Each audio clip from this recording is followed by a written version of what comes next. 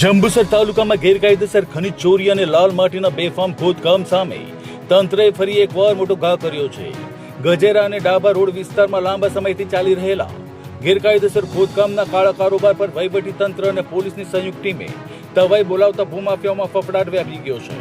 જંબુસરના ગજેરા અને ડાબા રોડ વિસ્તારમાં ગેરકાયદેસર રીતે લાલ માટી અને ખનીજ સંપત્તિનું મોટા પાયે ખોદકામ કરવામાં આવી રહ્યું હતું. ચોક્કસ બાતમીના આધારે તંત્ર દ્વારા સંયુક્ત દરોડાની કાર્યવાહી હાથ ધરવામાં આવી હતી, જેમાં લાખોનો મુદ્દામાલ જપ્ત કરવામાં આવ્યો હોવાનું સામે આવ્યું છે.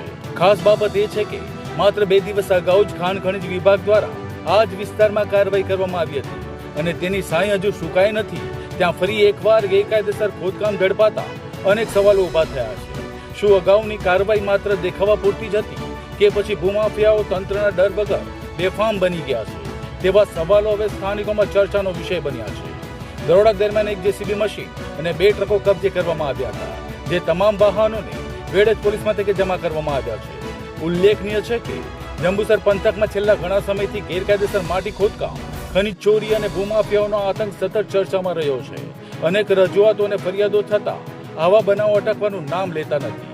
ત્યારે હવે સમગ્ર પંથકની નજર એ પર મંડાઈ છે કે શું તંત્ર આ વખતે ભૂમાફિયાઓ સામે કડક કાર્યવાહી કરશે કે પછી થોડા જ દિવસોમાં ગેરકાયદેસર ખોદકામ ફરી શરૂ થઈ જશે.